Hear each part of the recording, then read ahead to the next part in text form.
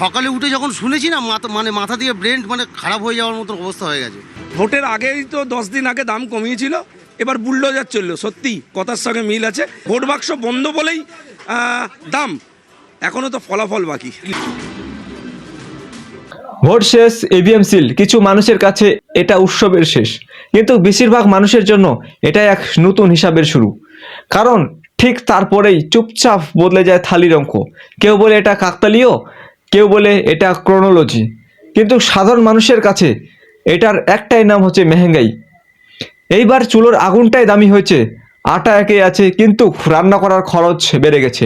আর সেই বাড়তি খরচ শেষমেশ ঘুরে ফিরে আপনার পকেটে এসে পড়ে। আজ থেকে কমার্শিয়াল গ্যাস সিলিন্ডারের দাম হঠাৎ করেই অনেকটাই বেড়ে গেছে।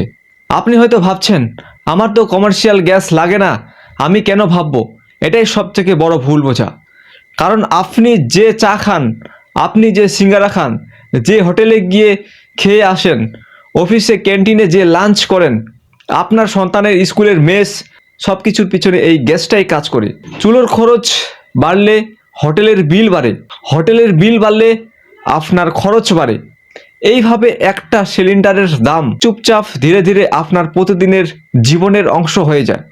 আপনি বুঝে ওঠার আগে এটা শুধু একটা দাম বাড়া না, এটা একটা চেইন রিয়াকশন, যেখানে খরচ সামনে ছুটছে আর আয় পিছনে পড়ে আছে হাঁপাতে হাঁপাতে। সকালে ঘুম থেকে উঠে মোবাইলের নোটিফিকেশন আসে, গ্যাসের দাম বেড়েছে, পেট্রোলের দাম বাড়লো, কিন্তু কোনোদিনও কি নোটিফিকেশন আসে যে আপনার স্যালারি বেড়েছে?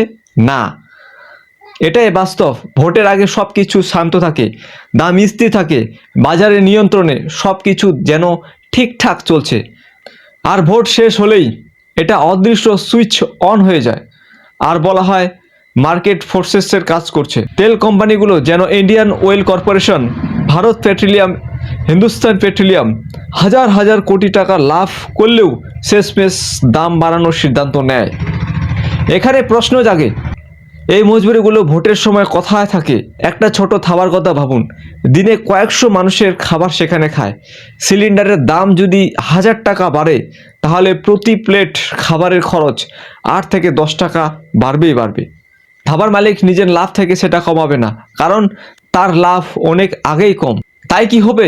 চা একটু দামি হবে, নয়তো চায়ের কাপটা একটু ছোট হবে। সিঙ্গারের দাম বাড়বে, নয়তো ভিতরের মশলাটা কমে যাবে। এই পরিবর্তনটা ছোট মানের হয়, কিন্তু এর প্রভাব বিশাল।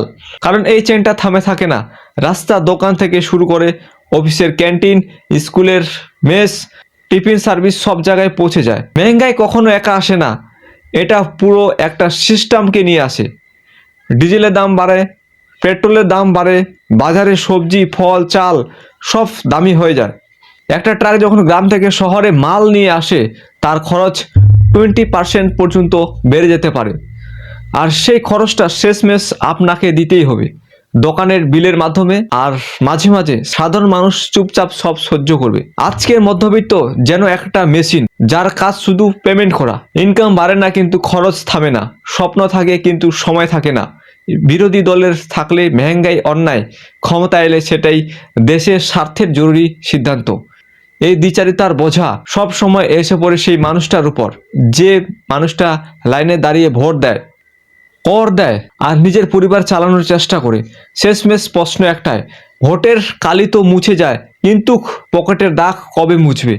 কারণ গণতন্ত্রের সবচেয়ে বড় জিনিসটা হলো ভরসা। আর যদি সেই প্রতিবার ভোটের পরেই দাম বেড়ে যায় আর সেই চক্র চলতে থাকে, তাহলে সেই ভরসাটা ধীরে ধীরে ভেঙে যায়। তখন গণতন্ত্র শুধু একটা প্রতিক্রিয়া হয়ে যায়, মানুষের জীবনের অংশ হয়ে থাকে না। আর সেই গল্পটা শুধু গ্যাস সিলিন্ডারে না, শুধু দামের না, এটা সাধারণ মানুষের গল্প, যার আয় থেমে থাকে কিন্তু খরচ বদলায় না।